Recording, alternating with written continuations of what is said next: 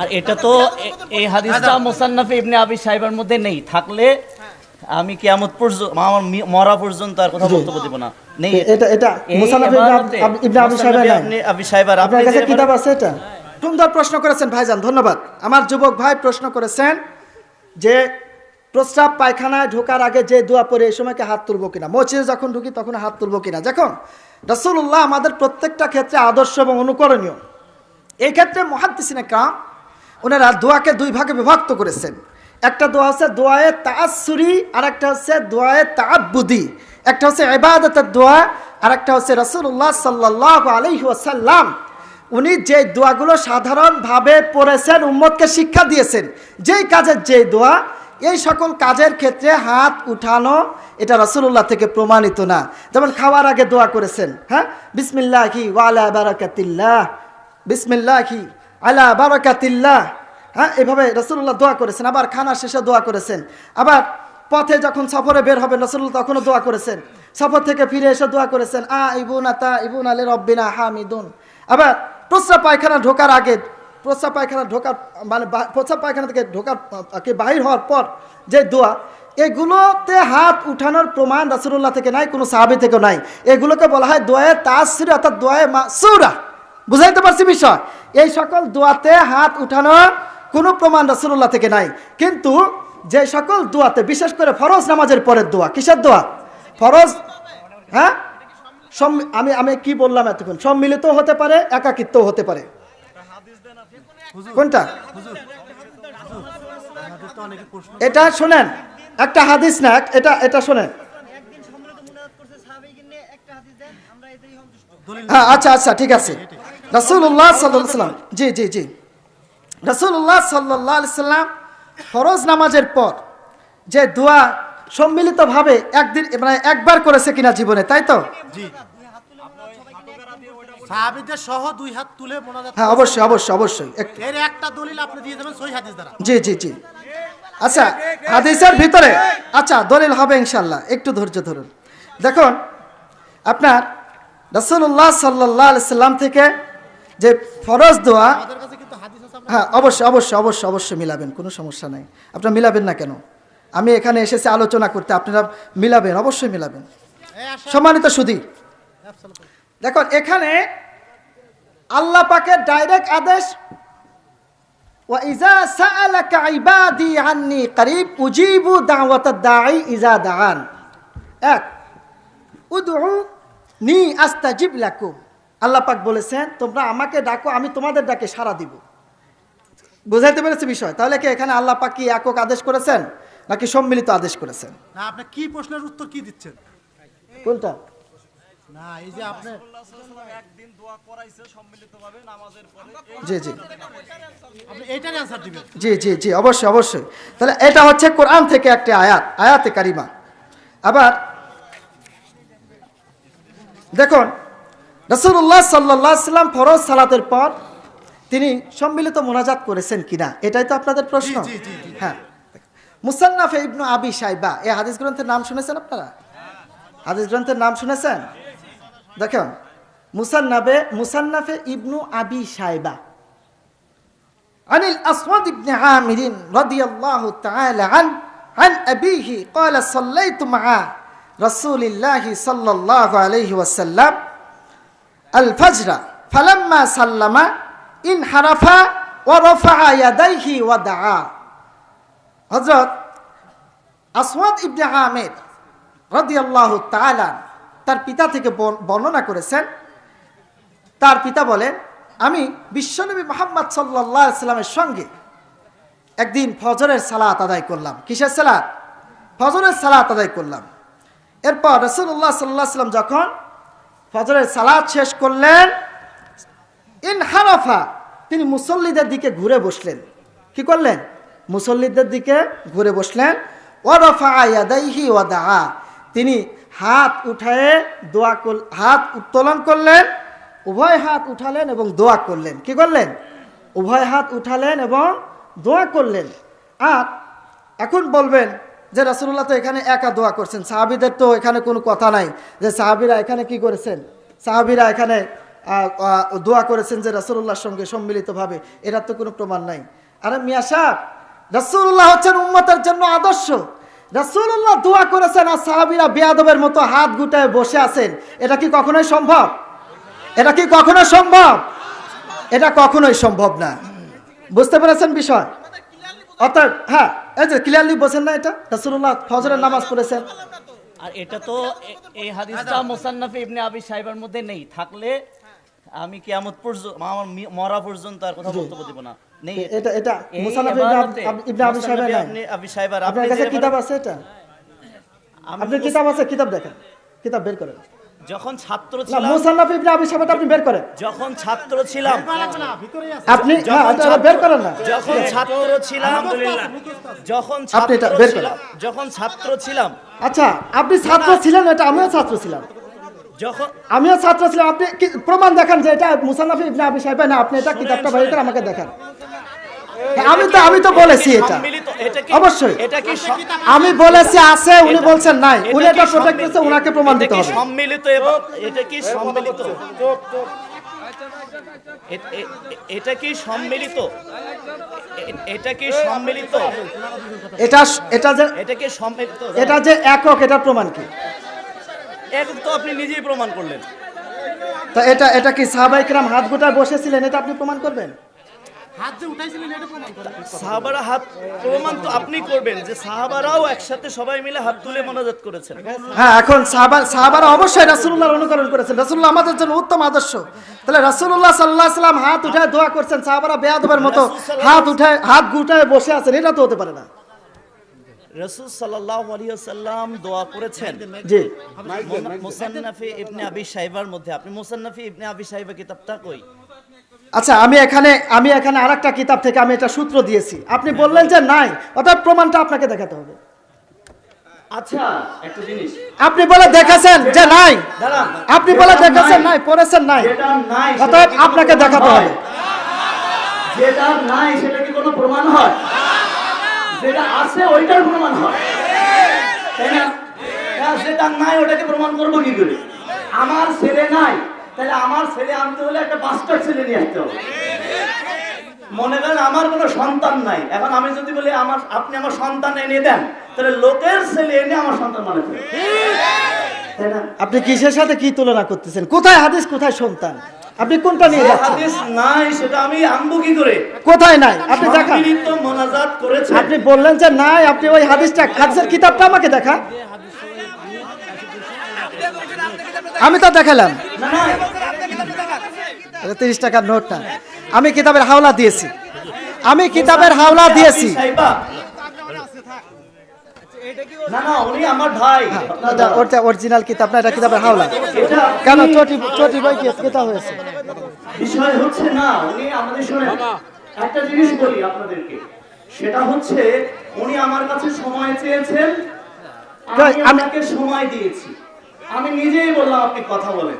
এখন ইহুদি খ্রিস্টানদের শোনেন, ইহুদি খ্রিস্টানদের দালাল এই যে নগদ শব্দগুলো, এই শব্দগুলো কত ভয়ঙ্কর এটা কি আপনি জানেন? যে আপনি ঠাস ঠাস করে কিছু যেমন বারবার বলছেন রাসূলুল্লাহ রাসূলুল্লাহ রাসূলুল্লাহ, আমি শুনতে শুনতে আসলাম নাউযুবিল্লাহি মিন যালিক, উম্মতের উপর ওয়াজিব হলো রাসূলুল্লাহ শব্দের সাথে সাথে তার উপর দরুদ পড়া, সাল্লাল্লাহু আলাইহি ওয়াসাল্লাম শব্দটা পড়া। আপনি বারবার, আমি যখন বের হলাম, বের হওয়ার সাথে সাথে আমি বারবার একটা শব্দ শুনছি, সেটা রাসূলুল্লাহ রাসূলুল্লাহ রাসূলুল্লাহ রাসূলুল্লাহর এবার কথা হলো জি, যে আচ্ছা আপনার আমার কথা নবী, শেষ হয়েছে। হ্যাঁ, শুনেন, আল্লাহ সুবহানাহু ওয়া তাআলা ওয়াজিব করেছেন যে রাসূলুল্লাহ বলার সঙ্গে সঙ্গে সেখানে তার নামের সাথে সাল্লাল্লাহু আলাইহি ওয়াসাল্লাম মিনিমাম এতটুকু। এখন কথা হচ্ছে যে ইহুদি খ্রিস্টানদের দালাল মুসলমানদেরকে এক দল এদিকে আর এক দল ওদিকে কেন দিবেন? আমরা মুসলিমরা এখন কি কাজ করব জানেন?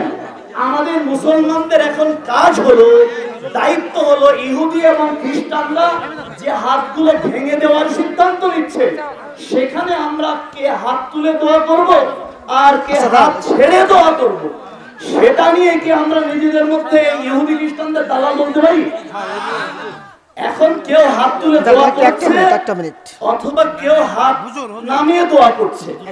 এখানে আমাদের কাউকে ইহুদি খ্রিস্টানদের দালাল টালাল কথা বলার কোনো প্রয়োজন নাই। কেমন শুনেন, এখানে আচ্ছা আপনি বললেন, আপনি বলেছেন, আমার কথা শুনেন, আপনি আমার ছাত্রেরও ছাত্র বয়সী, আপনি আমার ছাত্রেরও আপনি ওঠেন, আমি ছাত্র।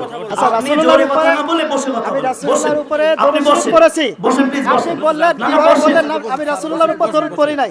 রাসূলুল্লাহর বসেন, উপর বসেন। প্রথমবার দরুদ শরীফ পড়া ওয়াজিব, আমি সেটা আদায় করেছি। আচ্ছা, বসেন। আপনি কোন ভাবে ফতোয়া দিলেন যে রাসূলুল্লাহ আমি ফতোয়া রাসূলুল্লাহ দেইনি। বললেন আপনি দরুদ আমি পড়েন না? বারবার শুনেছি, আপনি আমি মিথ্যা শুনেছি। কথাটা জনগণকে কিভাবে বলেন? বসেন, আস্তে আস্তে বসেন। আপনি বসেন, বসেন। না না বসেন, ওনার সাথে কথা বলি আমি একটু কথা বলি। তো বিষয় হচ্ছে যে আমরা যারা হাত তুলে মানাজাত করে তাদেরকে কোনোদিন ইহুদি খ্রিস্টানদের দালাল ওই আলেমদেরকে মনে করি না আমরা। আর আমি এরকম কথা কোনোদিন বলিনি, আমিও বলিনি। কেমন? এখন কথা হচ্ছে যে আমরা এ ধরনের কথাগুলো আমাদের মধ্যে কিছু কিছু ভিন্ন মত থাকবেই, আর সেই ভিন্ন মতের প্রতি আমাদের সম্মান থাকবে, মহাব্বত থাকবে, ভালোবাসা থাকবে। আমি যদি আজকে প্রমাণ করি যে মাহতারাম, আমি এখন প্রমাণ করতে পারি, কিন্তু আমি এদিকে আজকে যাব না যে হাত তুলে মোনাজাত আমার রাসূল সাল্লাল্লাহু আলাইহি ওয়াসাল্লামের জীবনে সম্মিলিতভাবে ফরজ সালাতের পরে একদিন করেছেন এমন কোন একটা দলিল যদি থাকে, আল্লাহি আল্লাহর কসম অরিজিনাল সেই হাদিসের কিতাব দিয়ে যদি এখানে, আমি যখন ছাত্র ছিলাম কিতাব শুনেন, এই যে দাঁড়ান, আমরা যখন ছাত্র ছিলাম তখন কিতাব নিয়ে ঘুরতাম, এখন কিতাব মাথায় করে নিয়ে ঘুরি। তো এখন এমন ধরনের কোন হাদিস পাওয়া যাবে না, কিন্তু সম্মিলিতভাবে মানাজাত এরকম কোন জয়ীফ হাদিসও পাওয়া যাবে না। তারপরও আমরা যারা মানাজাত করে তাদেরকে কখনো আমরা হেয় প্রতিপন্ন করব না, বরং আজকে দাঁড়ান, এই কথা বলবেন না, কথা বলবেন না, এখানে কথা বলবেন না, এখানে কথা বলবেন না, আমি নিষেধ করছি, আমি নিষেধ করছি, এখানে মস্তানি করা যাবে না।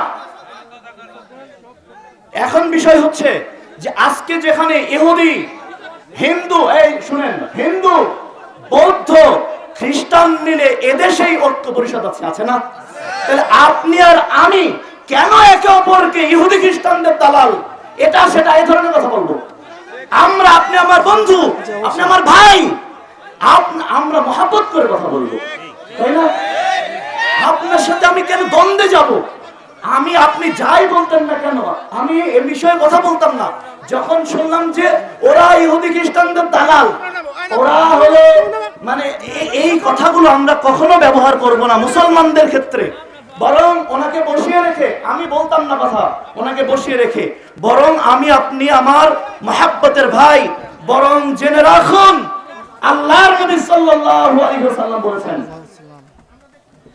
খেয়াল করুন, আমরা মহব্বতের সাথে কথা বলছি, আমাদের মধ্যে কিন্তু কোনো দ্বন্দ্ব নিয়ে কথা বলছি না, যাতে করে ওনার সাথে আজকে আমার একটা মহব্বতের সম্পর্ক তৈরি হয়, এজন্যই কথা বলতে এসেছি। উনি আমার ভাই, আমি অনেকে বিজয়ী করে দিচ্ছি, আমি হেরে যাচ্ছি আল্লাহর কসম। আমি কিন্তু কথাটা বলার জন্য বলছি না, মিডিয়া আছে, আল্লাহর কসম আমি নিজেকে পরাজিত সৈনিক দাবি করে আমার ভাইকে জিতিয়ে দিচ্ছি। কিন্তু যে দুইটা মেসেজ আমার ভাইকে আমি জানিয়ে দিচ্ছি, তিনটা মেসেজ। মেসেজ নাম্বার 1, আল্লাহ সুবহানাহু, আমার নবী সাল্লাল্লাহু আলাইহি ওয়াসাল্লাম বলছেন, এটা হচ্ছে জামিউস সাগীর, এছাড়া সহিহ ইবনে খুজাইমা, এটার হলো 113 নম্বর পৃষ্ঠার 9 নম্বর লাইনের হাদিস। আমার নবী সাল্লাল্লাহু আলাইহি ওয়াসাল্লাম বলছেন, 3 শ্রেণীর উপর কিয়ামত পর্যন্ত আল্লাহ বারাকাত রেখে দিয়েছেন। আল বারাকাত সালাসাতিন, এক হচ্ছে আলাইহি ফিল জামআ, মুসলিম যখন একে অপরকে পৃথক ভাববে না, একে অপরকে নিজেদের থেকে ঘৃণা করবে না, মুসলিম যখন ঐক্যবদ্ধ থাকবে, মহব্বতের বন্ধনে আবদ্ধ হয়ে থাকবে, ওদের ওপর আল্লাহ রাব্বুল আলামিন কিয়ামত পর্যন্ত বরকত নাজিল করবেন। তাহলে আমার ভাই, আমরা একে অপরকে কোনোদিনও পৃথক মনে করব না। কিছু কিছু ভিন্নতা থাকবেই, এটা সাহাবা আজমাইনের সময়ও ছিল, কিন্তু তারা কখনো একে অপরকে ইহুদি খ্রিস্টানদের দালাল, ওরা আমাদের প্রতিপক্ষ, ওরা আমাদের শত্রু, এটা কখনো মনে করতেন না। এক। 2 নম্বর কথা আমার ভাই, আমি আপনার কাছে 2 নম্বর মেসেজ দিতে চাই যে উম্মতের উপর রাসূল সাল্লাল্লাহু আলাইহি ওয়াসাল্লামের হক, এটার উপরে 3টা মেসেজ আমি দিতে চাই। 1 নম্বর হক হলো আমার নবী সাল্লাল্লাহু আলাইহি ওয়াসাল্লাম বলছেন তাফতারিকু হাযিহি উম্মাতিন সালাসা ওয়া সাবঈনা কুল্লুহুম ফিন-নার ইল্লা ওয়াহিদা, বলছেন যে আমার উম্মত 73 দলে বিভক্ত হবে। মুসার উম্মত 72 দলে বিভক্ত হয়ে গিয়েছিল, সবাই জাহান্নামে যাবে, একটা দল বাদে। সাহাবারা বললেন কারা তারা? বললেন মা'আনা আলাইহি ওয়া আসহাবি, আজকের দিনে আমি এবং আমার সাহাবা আজমাইন যে নীতির উপর, যে গতির উপর, যে আমলের উপর প্রতিষ্ঠিত আছি, তারাই জান্নাতে যাবে। অতএব এই উম্মতের উপর আমার রাসূলের হক হলো এই উম্মত অন্য কোন জায়গা থেকে দলিল গ্রহণ না করে আমার রাসূলের আমলের উপর থেকে দলিল গ্রহণ করবে এবং তারা ঐক্যবদ্ধ থাকবে, একে অপরকে তারা কখনো পৃথক ভাববে না। 2 নম্বর মেসেজ হচ্ছে আল্লাহ বলছেন আপনি সম্মানিত অনেক বড় মাপের একজন আলেম, যেভাবে হাদিসে ইবারত পড়ছিলেন অনেক বড় মাপের একজন আলেম, আলহামদুলিল্লাহ। আমার আল্লাহ সুবহানাহু ওয়া তাআলা এই জন্য আমাদের মধ্যে যেখানে হিন্দু, বৌদ্ধ, খ্রিস্টান ঐক্য পরিষদ হয়েছে, সেখানে আপনার আর আমি কেন এভাবে হাত ধরে বলতে পারবো না আমরা মুসলিম, আমরা ভাই ভাই, আমাদের মধ্যে বিদ্বেষ নয়? এ কথা যদি আমরা বলতে পারি, অবশ্যই আল্লাহর দুশমনেরা সতর্ক সাবধান হয়ে যাবে, ইসলামের উপর ওরা হাত তুলতে পারবে না। আমার তাকবীর, নারে তাকবীর, নারে তাকবীর। আমার ভাইয়েরা, আমার আল্লাহ বলছেন মুহাম্মাদুর রাসূলুল্লাহি ওয়াল্লাযীনা মাআহু আশিদ্দাউ আলাল কুফার, মুহাম্মদ সাল্লাল্লাহু আলাইহি ওয়াসাল্লাম এবং তার উম্মত, তার অনুসারীরা একমাত্র শুধুমাত্র কঠোরতা অবলম্বন করবে শুধুমাত্র কাফেরের উপরে। আমরা কি প্রমাণ করতে পারবো যে যারা হাত তুলে সম্মিলিত মোনাজাত সবাই করে ওরা কাফের? তাহলে আমরা কি কখনো তাদেরকে ইহুদি খ্রিস্টানদের দালাল মনে করতে পারবো?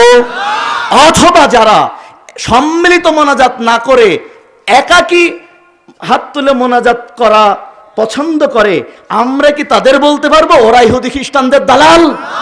সবাই কিন্তু আল্লাহর কাছে দোয়া করছে, ঠিক কিনা? অতএব পার্থক্য এতটুকু যে মোনাজাতটা একাকী, মোনাজাত তো 100% আছে। উনি আবু দাউদের হাদিস বর্ণনা করছিলেন, সেই হাদিস, সেটা হচ্ছে আল্লাহ সুবহানাহু ওয়া তাআলা, আল্লাহ রাসূল বলছেন তোমরা হাতে তালু দিয়ে দোয়া করতে না। বসেন বসেন বসেন, আপনি আজকে প্রধান আলোচক, বসেন প্লিজ। না বসুন বসুন, আমার গাড়িতে আপনাকে পৌঁছে দিব, আমার ড্রাইভার দিয়ে পৌঁছে দিব। বসুন বসুন প্লিজ, আমার ড্রাইভার দিয়ে, আমি ওয়াদা দিচ্ছি আমার ড্রাইভার দিয়ে আপনাকে পৌঁছে দিব। কারণ আজকে আমাদের মধ্যে একটা ঐক্য তৈরি করতে হবে। আপনার আমার মধ্যে যদি ঐক্য তৈরি না হয়, এরা মারামারি করে মরবে। অতএব আলেমদের মধ্যে আগে ভালোবাসা তৈরি করতে হবে। আমরা আমাদের কারণে আজকে জাতি এত দ্বিধা বিভক্ত, জাতি হাজার ভাগে বিভক্ত, আলেমদের কারণে। আলেমরা আজকে ঐক্যবদ্ধ হতে হবে। অতএব শুনুন, 3টা, বেশি না, আমি 3টা পয়েন্টের কথা বলেছি।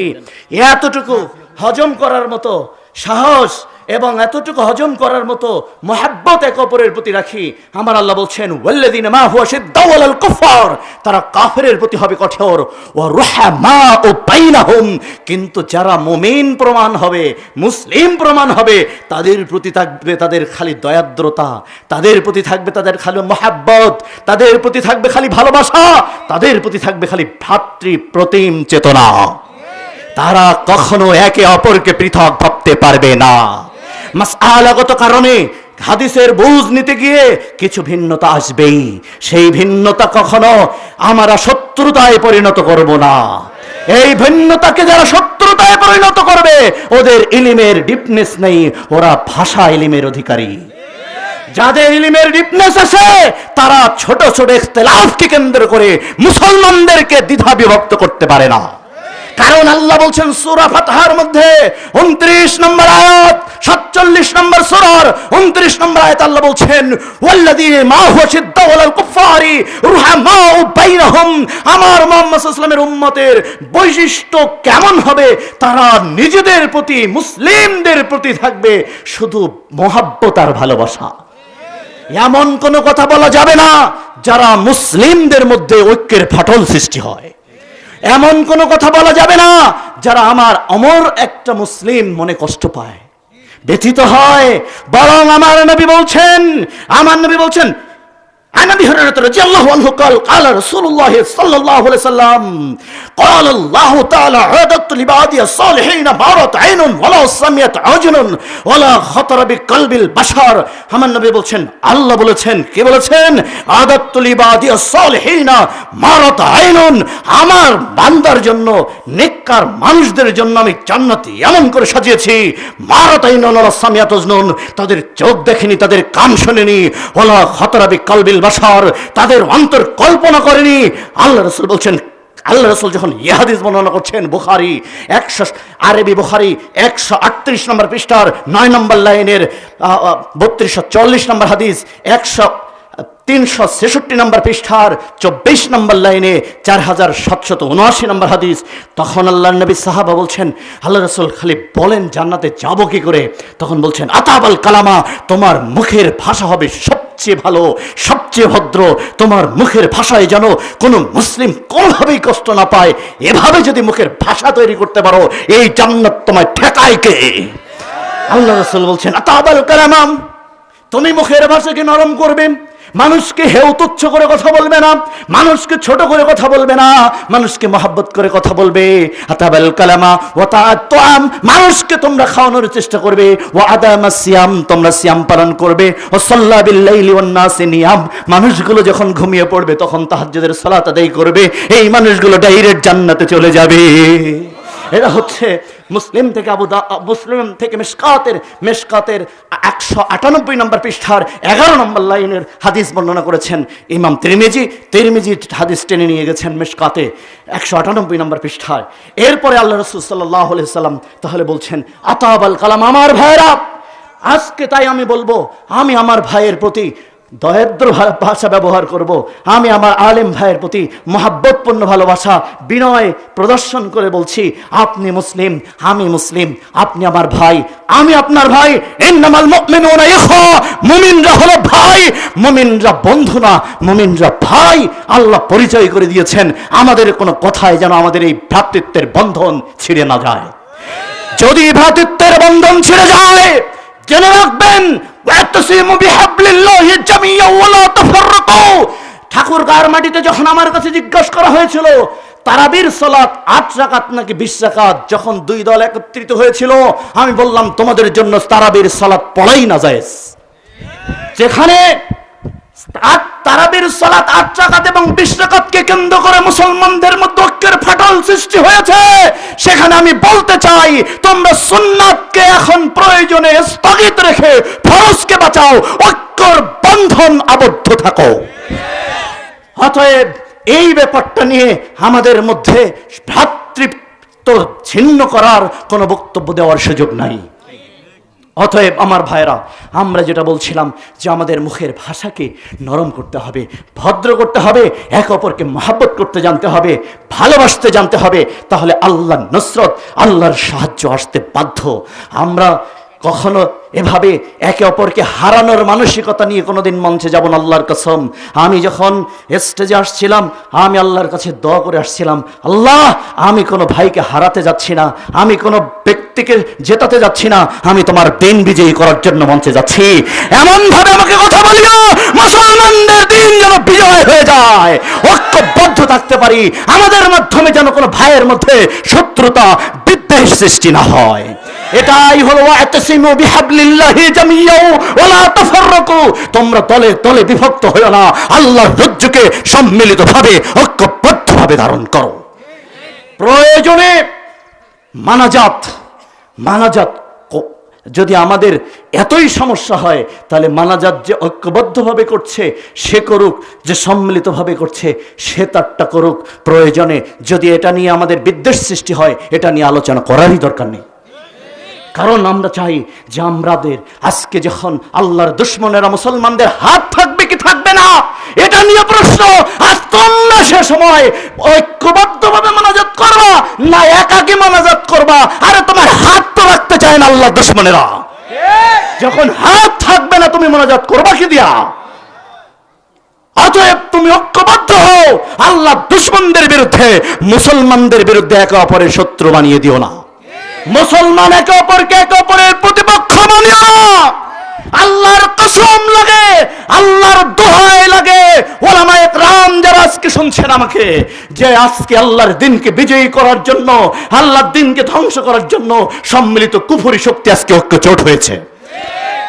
অতএব সেই সম্মিলিত কুফরি শক্তিকে থামানোর জন্য আমাদের আজকে ঐক্যবদ্ধ হওয়ার বিকল্প নেই। অতএব এক নম্বর মেসেজ উম্মতের উপর রাসূল সাল্লাল্লাহু আলাইহি ওয়াসাল্লামের হকের এক নম্বর হচ্ছে উম্মতের মধ্যে কোনো রকম ফাটল সৃষ্টি হয় এমন কোনো কথা বলা যাবে না। কেমন? 2 নম্বর হক আল্লাহ বলছেন, আল্লাহ রাব্বুল আলামিন বলছেন, قُلْ إِن كُنتُمْ تُحِبُّونَ اللَّهَ فَاتَّبِعُونِي يُحْبِبْكُمُ اللَّهُ। হে নবী তুমি বলো, তোমরা কি আল্লাহকে ভালোবাসতে চাচ্ছ অথবা আল্লাহর ভালোবাসা পেতে চাচ্ছ? ফাত্তাবিউনি, তাহলে আমাকেই অনুসরণ করো, আমাকে ফলো করো। ইউহিব্বুকুমুল্লাহ, তাহলে আল্লাহ নিজের পক্ষ থেকে তোমাদেরকে ভালোবাসা দিবেন। সূরা আলে ইমরান 3 নম্বর সূরার 31 নম্বর আয়াত। এই ফাত্তাবিউনি, যেহেতু অনেক বিজ্ঞ আলেম রয়েছেন, অন্যান্য ওলামায়ে আছেন, এই ফাত্তাবিউনি আরবিতে তাবউন তাবিআতুন এই ধাতু থেকে ফাত্তাবিউ শব্দ ব্যবহার হয়েছে। আপনারা অবাক হবেন, ফাত্তাবিউনি শব্দ এসেছে তাবউন ধাতু থেকে। আর তাবউন শব্দের আরবিতে বলা হয় গরুর বাচ্চা, ছাগলের বাচ্চা, গবাদি পশুর বাচ্চাকে তাবউন বলা হয়। আল্লাহ রাব্বুল আলামিন সেই ধাতু দিয়ে বলছেন ফাত্তাবিউনি, রাসূলকে তোমরা এভাবেই অনুসরণ করবে যেভাবে বাচ্চা গরু মা গরুকে অনুসরণ করে। যুক্তি তর্ক বোঝে না, আগুন পানি বোঝে না, জীবন মরণ বোঝে না, এভাবেই অনুসরণ করবে তোমার রাসূলকে। ফাত্তাবিউনি, যদি এভাবে অনুসরণ করো যেভাবে মা গরু বাচ্চা গরু মা গরুকে অনুসরণ করে। আপনারা দেখেছেন, যেহেতু এখানে খড় আছে বোঝা যাচ্ছে গরু আছে। আপনি যখন গরুকে টেনে নিয়ে যান, মা গরুকে, কখনো বাচ্চা গরুর গলায় রশি দিয়ে টানা লাগে না। মা গরুকে টেনে নিয়ে যাবেন, বাচ্চা গরু যেখানে মাকে নিয়ে যাবেন বাচ্চার বৈশিষ্ট্যই হচ্ছে ওখানেই চলে যাওয়া। এমনকি গরুকে যদি আপনি পানিতে না নামাতে পারবেন না সহজে, কিন্তু কখনো মা গরুকে যদি পানিতে নামান দেখবেন বাচ্চা হাসতে খেলতে নাচতে নাচতে পানিতে নেমে যায়। আমার আল্লাহ বলছেন ফাত্তাবিউনি, ওভাবেই রাসূলকে অনুসরণ করো যেভাবে বাচ্চা গরুটা মা গরুকে অনুসরণ করছে, যেভাবে বাচ্চা ছাগলটাকে মা ছাগলকে অনুসরণ করছে। এভাবেই যদি তোমরা রাসূলকে অনুসরণ করতে পারো, ইউহিব্বুকুমুল্লাহ, আল্লাহর নিজের পক্ষ থেকে তোমাদেরকে ভালোবাসা প্রদান করবে। Not only that, وَيَغْفِرُ لَكُمْ ذُنُوبَكُمْ وَاللَّهُ غَفُورٌ رَحِيمٌ, আল্লাহ তোমাদের অতীতের সমস্ত গুনাহকে ক্ষমা করে দেবে। যদি আমার রাসূলকে এভাবে অনুসরণ করো সাল্লাল্লাহু আলাইহি ওয়াসাল্লামকে, তাহলে আল্লাহ তোমাদেরকে খালি ভালোবাসবেন তাই নয়, ওয়া ইয়াগফিরু লাকুম যুনুবাকুম ওয়াল্লাহু গফুরুর রহিম। রাসূলের এভাবে দৃঢ়তার সাথে অনুসরণ করার কারণে আল্লাহ তোমাদের গুনাহগুলো সব ক্ষমা করে দেবে। সূরা আলে ইমরান 31 নম্বর আয়াত 32 নম্বর আয়াতে বলছেন ফাইন তাওয়াল্লাউ, যদি না করতে পারো, ফাইন্নাল্লাহা লা ইউহিব্বুল কাফিরিন, কিন্তু যারা আল্লাহর রাসূলের আনুগত্য বাদ দিয়ে অন্য কোন চেতনার অনুসরণ করে, অন্য কারো আনুগত্য করে, তাহলে আল্লাহ ওই কুফার সম্প্রদায়কে মহব্বত করেন না, ভালোবাসেন না। তাহলে এই আয়াত দিয়ে বোঝা যাচ্ছে আমার নবীকে ভালোবাসার শর্ত হলো নবীর উপর, আমার রাসূলের সাল্লাল্লাহু আলাইহি সাল্লামের উম্মতের উপর রাসূলের হক হলো উম্মত তাকে হুবহু অনুসরণ করবে। কিভাবে? সেই হুবহু অনুসরণের পর তিনি বললেন তিনি বললেন তুম সামানা সাবরিল লিল মুতামাসসিকি ফিহি খামসিনা শাহিদাম মিনকুম কিলা ইয়া রাসূলুল্লাহ আও মিনহুম ক্বালা লা বাল মিনকুম কিলা ইয়া রাসূলুল্লাহ আও মিনহুম ক্বালা লা বাল মিনকুম কিলা ইয়া রাসূলুল্লাহ আও মিনহুম ক্বালা লা বাল মিনকুম। উতবা ইবনে গাজওয়া বলছেন আল্লাহর রাসূল একদিন আমাদেরকে বললেন তোমাদের পরে এমন একটা জামানা আসবে, সেই জামানায় যারা আমার সুন্নাত, আমার নীতি, আমার নির্দেশনাকে মূল্যায়ন করে আমল করতে পারবে। সহিহুল জামের 2234 নম্বর হাদিস, 558 নম্বর পৃষ্ঠার 16 নম্বর লাইনের 17 নম্বর লাইন থেকে হাদিস বর্ণনা করা হয়েছে। আল্লাহ রাসূল তাই বলছেন যে তারাক্তু ফীকুম আমরাইন লাম তাদিল্লু মা তামাসসাকতুম বিহিমা কিতাবুল্লাহ ওয়া সুন্নাতি নবিয়্যি। আমি তোমাদের কাছে দুইটা জিনিস রেখে গেলাম, লাম তাদিল্লু মা তামাসসাকতুম বিহিমা, তোমরা পথভ্রষ্ট হবে না, তোমাদের পদস্খলন ঘটবে না, কেউ তোমাদের বিপথে নিতে পারবে না যতক্ষণ তোমরা এই দুইটা জিনিস আঁকড়ে ধরে থাকবে। একটা হচ্ছে কিতাবুল্লাহ, আল্লাহর কোরআন, ওয়া সুন্নাতি নবিয়্যি, তোমাদের রাসূলের সুন্নাহ। এটার উপর যখন তোমরা প্রতিষ্ঠিত থাকবে তখন তোমাদের কেউ পথভ্রষ্ট করতে পারবে না। আল্লাহ রাসূল সাল্লাল্লাহু আলাইহি সাল্লাম এ কথা বলছেন, এভাবেই বলছেন। মুয়াত্তা মালিকের 116 নম্বর পৃষ্ঠার 102 নম্বর খণ্ড 116 নম্বর পৃষ্ঠার 8 নম্বর লাইনের 1395 নম্বর হাদিস। আল্লাহ রাসূল সাল্লাল্লাহু আলাইহি সাল্লাম তাই বলছেন আমাকে অনুসরণ করতে হবে এভাবে। এবার আল্লাহ সুবহানাহু ওয়া তাআলা তার রাসূলকে বলে দিচ্ছেন, কুল, তোমাকে অনুসরণ কিভাবে করবে ওদেরকে বলো। কুল হাতু বুরহানাকুম ইন কুনতুম সাদিকিন। তোমরা সূরা বাকারা 2 নম্বর সূরার 1.5 নম্বর পারার 4 নম্বর পৃষ্ঠার 111 নম্বর আয়াত, সূরা নামল 64 নম্বর আয়াত। আল্লাহ বলছেন ওদেরকে বলো, কি বলো? হাতু বুরহানাকুম, শো ইউর ডকুমেন্ট, তোমার দলিল দাও। ইন কুনতুম সাদিকিন, তুমি যদি তোমার কথা অনুযায়ী সত্যবাদী হয়ে থাকো তাহলে তোমার কথার সপক্ষে দলিল পেশ করো। নিজের পক্ষ থেকে কোনো কথা বলা যাবে না, যা বলবে তার দলিল দিতে হবে। এবং দলিল কোথা থেকে? দলিল কোন বাজারের 34 টাকা দামের চটি বই থেকে নয়, দলিল দিতে হবে কোরআন থেকে, দলিল দিতে হবে বিশুদ্ধ হাদিস গ্রন্থের পৃষ্ঠা থেকে। তাহলে সূরা আলে বাকারার 111 আয়াত অনুযায়ী আপনি সত্যবাদী। কিন্তু যদি আপনি পৃথিবীর অন্য কারোর গ্রন্থ থেকে দলিল দেন, অন্য কোন গ্রন্থ এনে সেখান থেকে যদি মুসলমানদের দলিল দেন, সেটা কিন্তু আল্লাহ রাব্বুল আলামিন বাতিল ঘোষণা করেছেন। সূরা বাকারার 111, সূরা নামলের 64 নম্বর আয়াত। তাহলে বোঝা যাচ্ছে দলিল গ্রহণ করতে হবে বিশুদ্ধ হাদিস গ্রন্থের পাতা থেকে, কোনো চটি বই থেকে নয়, কোনো অতিরিক্ত অ্যাডিশনাল বুক থেকে নয়, কোনো মানব রচিত, মানব মস্তিষ্ক প্রসূত কোনো গ্রন্থ থেকে দলিল চলবে। আপনি যদি তাহলে 3 নম্বর হলো দলিল থেকে দলিল দিতে হবে। কোথা থেকে আরো জেনে নেন? সূরা আরাফ নাম শুনেছেন? সূরা আরাফ 7 নম্বর সূরা, কত নম্বর? 7 নম্বর সূরার 3 নম্বর আয়াত। কত নম্বর সূরা? 7 নম্বর সূরার 8 নম্বর পারার 6 নম্বর পৃষ্ঠার 3 নম্বর আয়াত।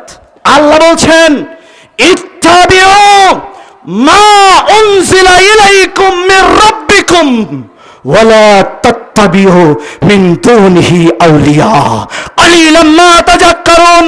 তোমরা অনুসরণ করবে তোমাদের প্রতিপালকের পক্ষ থেকে যা নাজিল করা হয়েছে, শুধুমাত্র তা।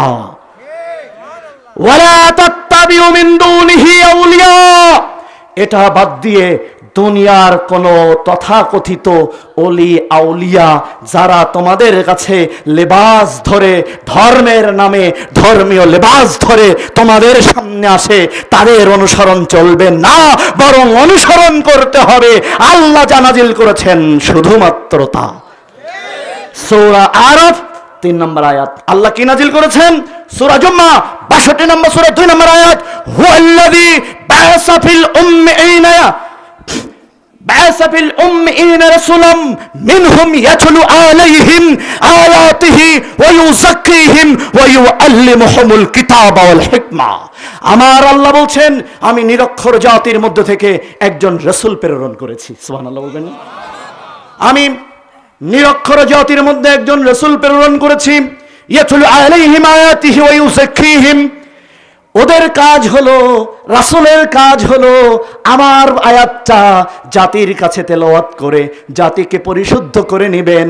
কেউ কারোর সমালোচনা করে নয়, কেউ কারোর হেয় তুচ্ছ করে নয়, মানুষকে, কথা বলো না, মানুষকে কেউ কারো হেউ তুচ্ছ করার জন্য কথা বলে মানুষকে হেদায়েত করা যাবে না, মানুষের মধ্যে ঈমান বাড়ানো যাবে না, মানুষের মধ্যে ভ্রাতৃত্ববোধ তৈরি করা যাবে না। কারণ আল্লাহ বলছেন ইয়াতলু আলাইহিম আয়াতিহি ওয়া ইউযাক্কিহিম।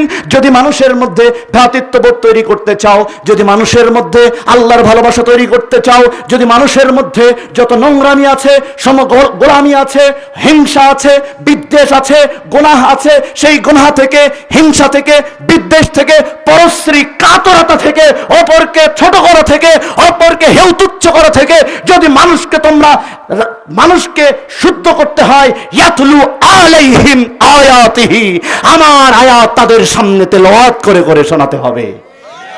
তাহলে আজকে আলেমদের দায়িত্ব হলো পৃথিবীর অন্য কোনো গ্রন্থ থেকে নয়, এখানে বসে সরাসরি কোরআন আয়াত পড়বে, অনুবাদ করবে। আল্লাহ বলেন জাদাতুহুম ঈমানা, যখন আমার আয়াত তেলাওয়াত করা হবে আমার পক্ষ থেকে ওদের ঈমান বাড়িয়ে দেওয়া হবে। আমার ভাইয়েরা, কাউকে সমালোচনার মধ্যে ঈমান বাড়ে না, কাউকে ছোট হেয় তুচ্ছ করে, কাউকে ছোট করে দেখে মানুষকে হেদায়েত করা যাবে না, মানুষকে হেদায়েতের পথে আনা যাবে না, মানুষকে আল্লাহর পথে উঠিয়ে দেওয়া যাবে না।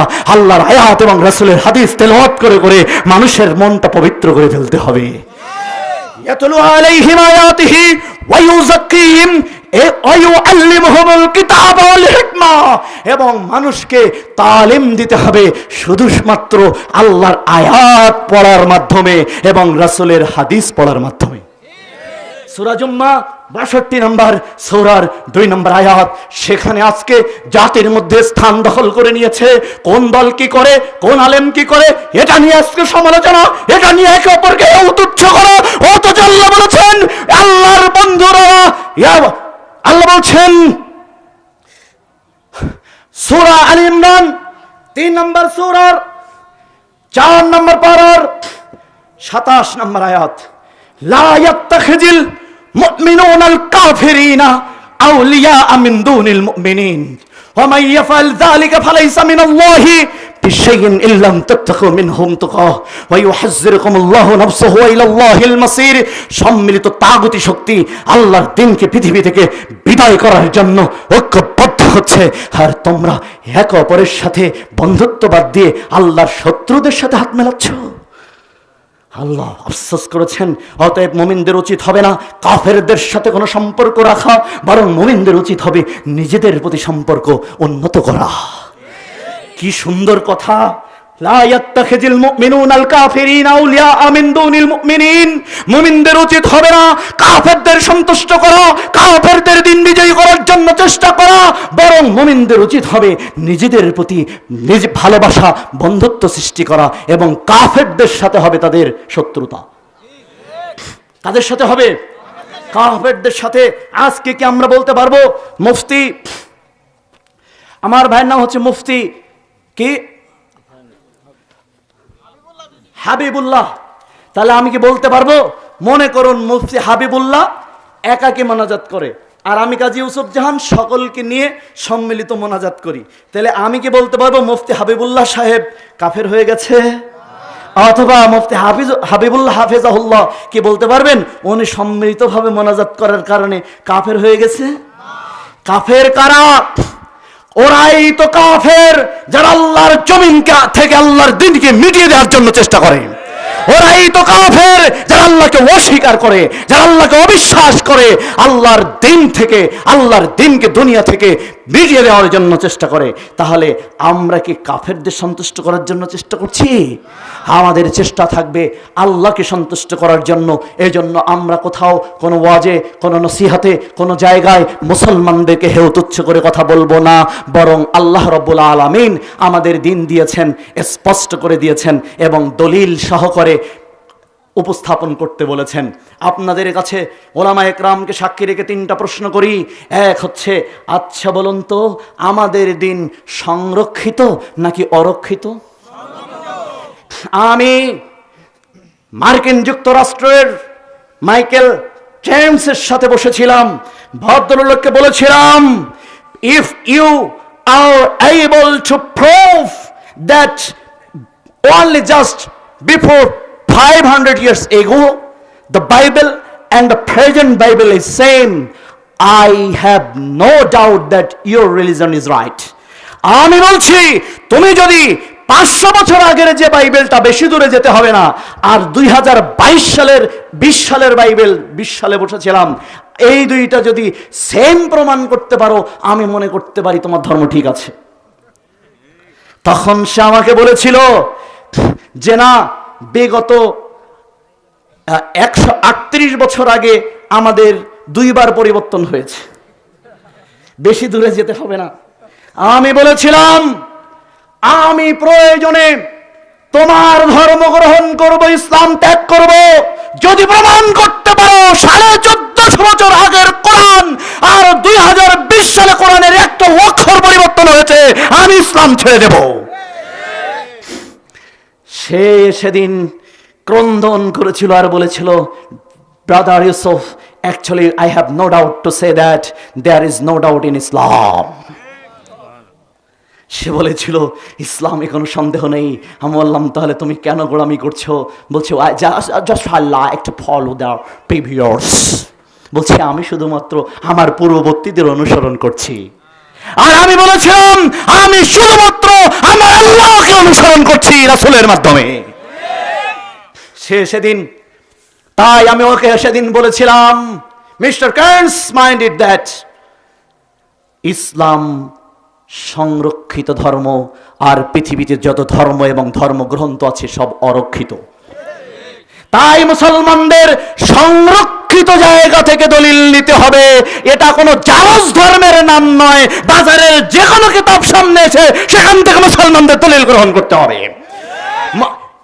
আল্লাহ তাআলা বলছেন, ইন্না নাহনু নাযালনা যিকরা ওয়া ইন্নাহু লাহাফিজুন। এই জিকির তথা ইসলাম, কোরআন এবং হাদিস আমি নাজিল করেছি, সংরক্ষণের দায়িত্ব আমি গ্রহণ করেছি।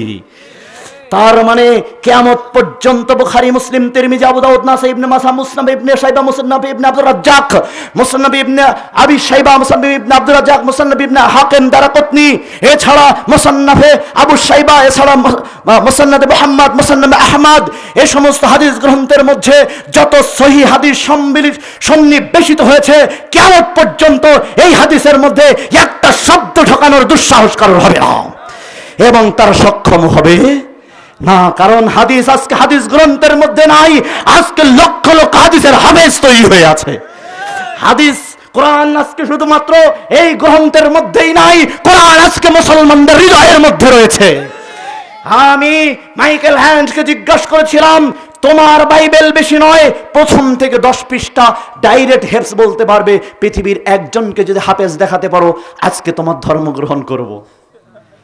আর আমি বলেছিলাম, আমি শুধু নয়, আমারটা বলতে চাই না, আমার ছাত্রদেরকে নিয়ে আসবো, সূরা ফাতিহা থেকে শুরু করে নাস পর্যন্ত বলবে, একটা বারের জন্য লোকমা দেওয়া লাগবে না, হুবহু বলবে যা কোরআনে আছে। দিস ইজ চ্যালেঞ্জ অফ আল্লাহ সুবহানাহু ওয়া তাআলা। এটাই আল্লাহর চ্যানেল, ইন্না নাহনু নাযালনা যিকরি ওয়া ইন্নাহু লাহাফিজুন।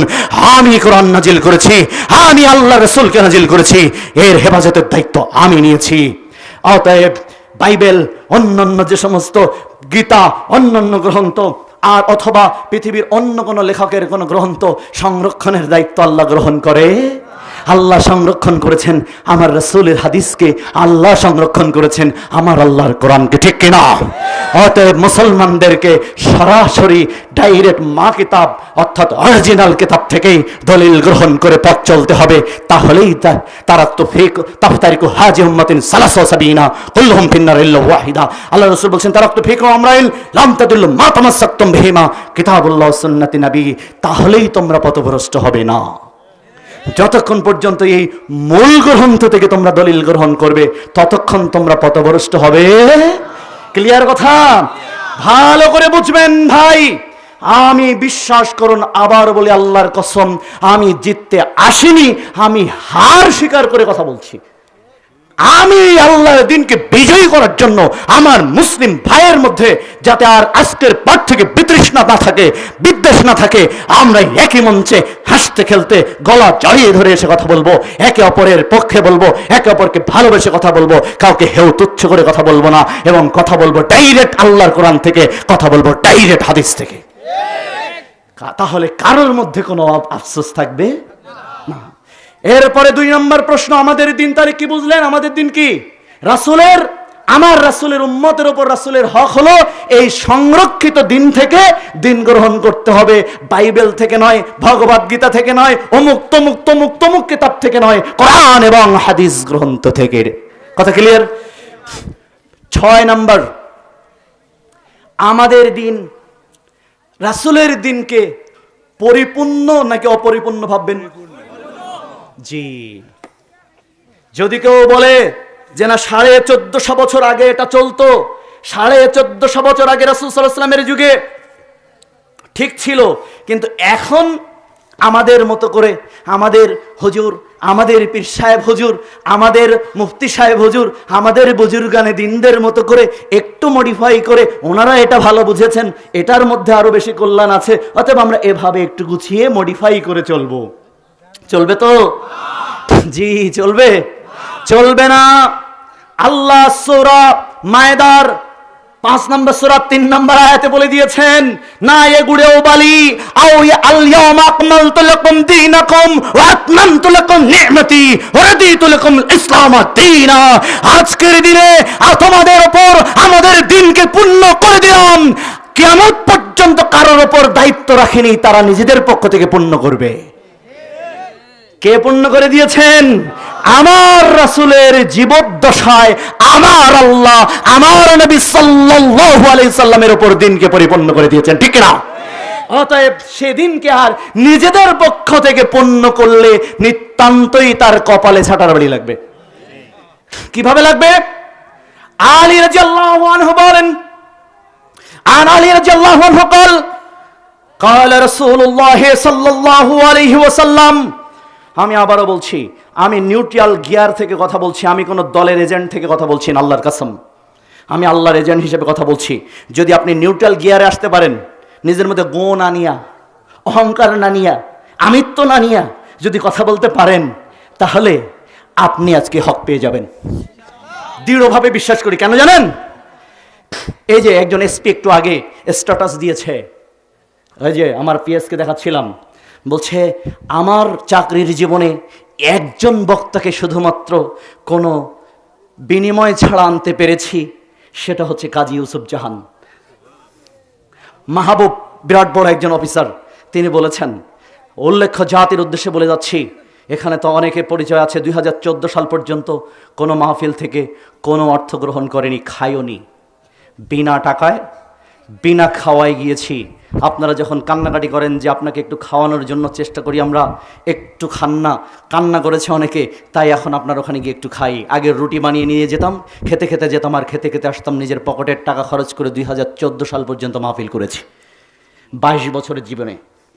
আর 2014 সালের পরে যে যেটা দেয় না দেখে ব্যাগের মধ্যে পিএসকে ঢুকিয়ে দিয়েছি, ওটা সরাসরি নিয়ে ইয়াতিম বিভাগে দান করা হয়। তাসির হবে না মানে? আমি আল্লাহর কাছে দোয়া করে এখানে আসি, আমার মুসলিমদের মধ্যে দিন বিজয় করার জন্য। আল্লাহ তোমার সন্তুষ্টির জন্য যাচ্ছি, তুমি বিজয় করে দিও তোমার দিনকে। হক পাবেন না মানে আপনি পাবেন, আপনার বাপও পাবে, ইনশাল্লাহ পাবেই। কেন জানেন? কারণ হচ্ছে যশোরে গিয়েছি গত সপ্তাহে, আমার গাড়ি সেদিন সমস্যা ছিল, আলামিন নামক ড্রাইভারকে নিয়ে গেছি, প্রযুক্তির মাধ্যমে হয়তো সে শুনবে, 13,000 টাকা খরচ হয়েছে মোহতারাম, 13,000 টাকা খরচ হয়েছে। 13,000 টাকা খরচ হলে তারা দিয়েছে 5,600 টাকা। আমার ড্রাইভার বলছে, স্যার দেখেন এরা কত বড়, মানে হচ্ছে অনেক ধরনের কথা বলেছে। আমি বললাম সাবর, আল্লাহ তাআলা বলেছেন, আমার নবীকে বলেছেন, নবী তুমি বলে দাও আমার তোমাদের কাছে এই দিন প্রচারের বিনিময়ে তোমাদের কাছে আমার কোনো চাওয়া নেই, আমার প্রত্যাশা আমার আল্লাহর কাছে। ইন হুয়া ইল্লা যিকরুল লিল আলামিন, এটা সারা বিশ্ববাসীর জন্য উপদেশ। অতএব 22 বছরের জুমার খুতবায় 22 টাকা গ্রহণ করি না, তাফসীর হবেই কথা, হক পাবেই, এ কথায় মানুষ ইনশাআল্লাহ পাবেই। অতএব আপনি নিউট্রাল গিয়ারে আসেন, আমি আপনাকে হক আল্লাহর কোরআন থেকে দিয়ে যাচ্ছি, আমি আপনাকে হক হাদিস থেকে দিয়ে যাচ্ছি। আমি জিততে আসেনি। আমার ভাই মহতারাম হাবিবুল্লাহ হাফেজাহুল্লাহকে আজকের আমার প্রধান অতিথি, প্রধান আলোচককে ছেড়ে দিয়ে আমি দ্বিতীয় আলোচক হিসেবে আলোচনা করছি। আমি ওই চেয়ারে গেলাম না, আমি এখানেই বসে কথা বলছি। আমার ভাই হাবিবুল্লাহ হাফেজাহুল্লাহ তিনি আজকের প্রধান অতিথি, তিনি আজকের প্রধান আলোচক। আমি কলিজা থেকে বলছি, হৃদয় থেকে বলছি, হককে বোঝানোর জন্য এসেছি, তোমার কাছে আমি নেতা হওয়ার জন্য আসিনি। আল্লাহর কসম, বুঝতে চেষ্টা করো। আল্লাহর সুবহানাহু ওয়া তাআলা বলছেন, আজকে আমার দিনকে পরিপূর্ণ করলাম, আমার নিয়ামত সম্পন্ন করে দিলাম, ইসলামকে তোমাদের দিন হিসাবে মনোনয়ন দিলাম। ইসলামকে তোমাদের দিন হিসাবে কি করলাম? মনোনয়ন দিলাম। তাহলে এই বোতলের মধ্যে যদি পানি ঢোকাতে হয় তাহলে 2টা শর্ত লাগবে। এক হলো বোতল কিছুটা খালি থাকা লাগবে, ঠিক কিনা? আর না হয় কিছু পানি ফেলে দিতে হবে, দিয়ে তারপর পানি ঢোকাতে হবে। যেখানে আল্লাহ বললেন আমি পূর্ণ করে দিয়েছি, এর মধ্যে যদি নতুন কোনো কিছু দিতে হয় তাহলে আল্লাহর পূর্ণ থেকে কিছু ফেলে দিতে হবে। তাহলে কিছু হাদিস বাদ দিতে হবে, কিছু কোরআনের আয়াত বাদ দিতে হবে। নাস্তিকদের মতো কথা বলা যাবে তো?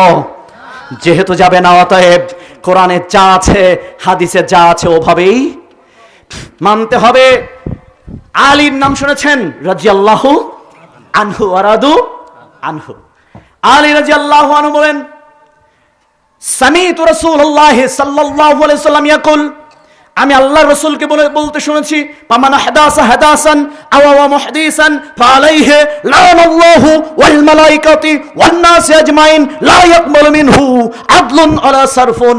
বুখারী 254 নম্বর পৃষ্ঠার 3159 নম্বর হাদিস, 254 নম্বর পৃষ্ঠা 3159 নম্বর হাদিস, 6 নম্বর লাইন থেকে ইমাম বুখারী হাদিস বর্ণনা করছেন। তিনি বলছেন, আলী রাদিয়াল্লাহু আনহু বলেন, আমার নবী বলেছেন, আমার এই দিনের মধ্যে, আমার এই পরিপূর্ণ দিনের মধ্যে যদি কেউ নতুন কিছু সংযোজন করে দেয় যা আমি করিনি, আমি বলিনি, আমার নীতি নির্দেশনার মধ্যে নাই, এমন কিছু যদি আমার দিনের মধ্যে ঢুকাই দিয়ে যায়, এবং যে ঢুকায় তাকে যদি কেউ সম্মান করে, ফালাইহি লানাল্লাহ, তাদের উভয়ের উপর আল্লাহর পক্ষ থেকে সাথে সাথে গজব নাজিল করা হয়। তার মানে হলো হাদিসে যা আছে বিশুদ্ধ হাদিস থেকে প্রমাণ হয়ে ওই আমলটা যদি বাদ দিয়ে কোনো মানুষ অযাচিত জায়গা থেকে, অরক্ষিত জায়গা থেকে যদি সে দিন মানতে যায়, তাহলে তার উপর আল্লাহর পক্ষ থেকে গজব নাজিল করা হয়। ওয়াল মালাইকা, সমস্ত ফেরেশতারা তাদের উপর অভিশাপ দিতে থাকে। ওয়ান নাস আজমাইন, সমগ্র মানব জাতির অভিশাপ তাদের উপর বর্ষিত হয়। লা ইয়াকবালু মিনহু আদলুন ওয়ালা সারফুন, তাদের ফরজ এবং নফল কোন ইবাদত আল্লাহর কবুল করে না। তার মানে হলো যায়েফ, জাল, মাউযু এমন হাদিসগুলো থেকে যদি মুসলমানদেরকে উদ্বুদ্ধ করা হয়, মুসলমানদেরকে আমার রাসূল করেননি, আমার রাসূলের জীবদ্দশায় ছিল না, এমন ভাবে যদি মুসলমানদেরকে তুলে দেওয়া হয়, মুসলমানদেরকে উৎসাহিত করা হয়, মুসলমানদেরকে এগিয়ে দেওয়া হয়, সাথে সাথে তাদের উপর আল্লাহর পক্ষ থেকে গজব নাজিল করা হয়। কারণ আল্লাহর দিন কোনো ভুই পড়ে ওঠা থেকে দিন নয়, আল্লাহর দিন হলো আল্লাহর আসমান থেকে পাঠানো ওহী। আল্লাহ নিজেই বলছেন, ওমা ইয়ানতিকু আনিল হাওয়া ইন হুয়া ইল্লা ওয়াহয়ু ইউহা, আমার রাসূল নিজের পক্ষ থেকে কোনো কথা বলে না, আমার রাসূল যা বলে আল্লাহর পক্ষ থেকে পাঠানো। আল্লাহ যা বলতে বলেছেন শুধুমাত্র তা আমার রাসূল বলে। অতএব লা তাকযিবু আলাইয়া ফাইন্নাহু মান কাযাবা আলাইয়া ফালিয়ালিন নার। বুখারী 72 নম্বর পৃষ্ঠার 6 নম্বর লাইনের 108 নম্বর হাদিস, আল্লাহর নবী সাল্লাল্লাহু আলাইহি সাল্লাম বলছেন, আমার নামে আমার পক্ষ থেকে যদি কোনো কথা বানিয়ে বলা হয়, তোমরা বানিয়ে বলবে না। লা তাকযিব আলাইয়া, আমার নামে মিথ্যাচার করবে না, আমার নামে বানিয়ে বলবে না। অতএব আমার পক্ষ থেকে যেটা স্পষ্ট, আমার পক্ষ থেকে যেটা পরিষ্কার, আমার পক্ষ থেকে যেটা স্পষ্টভাবে বিবরণ হয়েছে, শুধুমাত্র সেটা তোমরা মানুষের কাছে পৌঁছাবে। কিন্তু আমার পক্ষ থেকে যদি কোনো কথা বানিয়ে প্রচার করা হয়, ওই লোকটার থাকার জায়গা হবে সরাসরি জাহান্নাম। তার থাকার জায়গা কোথায় হবে? জাহান্নাম। তার মানে আমার রাসূলের নামে বলতে হলে একটা বেগুন কিনতে গেলে যেমন ঘুরিয়ে ঘুরিয়ে ঘুরিয়ে ঘুরিয়ে দেখতে হয়, যার দাম 1 টাকাও না, আর আমার রাসূলের একটা হাদিসের দাম এই পৃথিবী এবং এর মধ্যে যা কিছু আছে তার চেয়ে বেশি। অতএব হাদিসটা ঘুরিয়ে ঘুরিয়ে ঘুরিয়ে ঘুরিয়ে ঘুরিয়ে ঘুরিয়ে দেখে বিশুদ্ধ বিবেচনা হলেই রাসূলের পক্ষ থেকে বর্ণনা করতে হবে। কোনোভাবেই পোকা ধরা রাসূলের নয়, সন্দেহ আছে এমন কিছু বর্ণনা করলে ফালা লা তাকযিব আলাইয়া আইন্নাহুম মান কাযাবা আলাইয়া ফালিয়ালিন নার, যে আমার ব্যাপারে বানিয়ে কথা বলবে তার থাকার জায়গা জাহান্নাম হবে। তার থাকার জায়গা কোথায় হবে? জাহান্নাম হবে। তাই রাসূলের পক্ষ থেকে বানিয়ে নয়, তথ্যহীন ভাবে যেটা প্রমাণিত শুধুমাত্র সেটাই বর্ণনা করতে হবে।